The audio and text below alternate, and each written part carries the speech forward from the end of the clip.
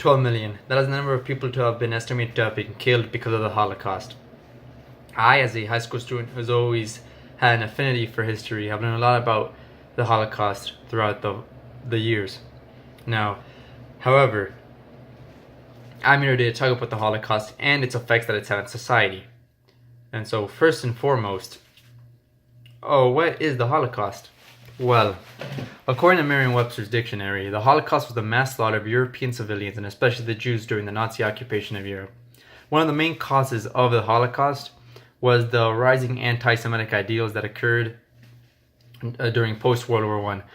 These ideals were spread through the means of anti-Semitic publications such as Mein Kampf and other Hitler-produced books. And although you wouldn't really believe people would follow these, they did because of the economic recession Germany was in at the time. People were desperate because the economy was going down because of reparations they had to pay back to Britain and France. Because of this, people wanted a scapegoat, and so they decided the scapegoat would be the Jewish people. However, the Holocaust didn't originally start with genocide of the Jews. It actually started with the discrimination of the Jews from the government and from the civilians. First, the government promoted the boycott of Jewish businesses, and because of this, they also turned a blind eye to any crimes committed against Jewish businesses. The government itself also took action within itself by getting rid of any Jewish official within the government because they wanted pure Aryans to run the government because that's who they believed were the superior race. Now, although discrimination against the Jews and other minorities occurred during the 1930s, the actual extermination camps weren't put in place until 1941 when the Germans were invading the Soviet Union. The reason they weren't put in place until 1941 with this invasion was because the Germans wanted to put more resources into the invasions, and they were wasting too much resources in the ghettos, which were concentrating the populations of Jews and other ethnic minorities. So they decided the final solution would be to murder all the Jews and ethnic minorities so these resources could go into the invasion.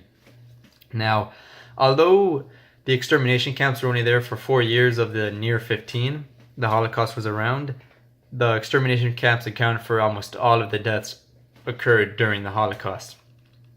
All in all, the Holocaust didn't only consist of killing of Jews and other ethnicities, as most people think. It also consisted of the years of propaganda and racism leading up to the installment of extermination camps and the eventual massacre of millions.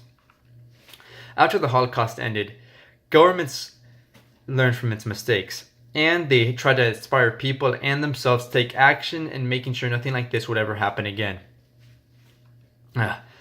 Most high-ranking officials during the Nazi Party were prosecuted within 5 years of World War II ending. One of the famous, at least most famous trials during this time were the Nuremberg trials in Germany, in which all of the accused were either sentenced to death or committed suicide before getting sentenced to death. This in turn set the tone for how governments would deal with situations like this for the future. However, governments didn't stop prosecuting during those 5 years. They continued to prosecute throughout the years whenever new evidence was brought up against different people. Even today in the 21st century, there are still 80-year-olds and 90-year-olds getting prosecuted due to their involvement within concentration camps. Actions were also taken to ensure that the Jewish people would get reparated for the amount of hate and murder they received during the Holocaust. When West Germany was still around, they made sure to pass acts that would give back reparations to Jewish people who were still living within Germany. In order to add on to this gesture, they also strengthened their ties a lot with Israel in order to ensure that they were no longer the Nazi Party and they were a changed new government that was for the better of the world. Also, in the beginning of the 21st century, companies started to take responsibility for their actions committed after the war and their subsequent discrimination against the Jews.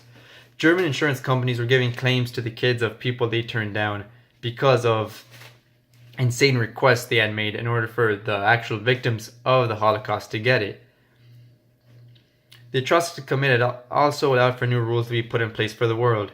Because of this, genocide was officially considered a war crime within the United Nations, setting up the standard for how a government should act and how a government should enforce laws in the future.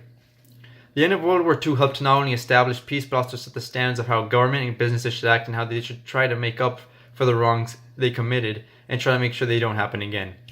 All in all, the events that occurred during the Holocaust and those that happened afterwards helped the world learn from its mistakes and allow for countries to make more friendly and graceful acts towards its citizens of different ethnic backgrounds. We can also hope that humans have learned from the Holocaust in order to ensure that no one else has to suffer the same fate that those 6 million Jews did.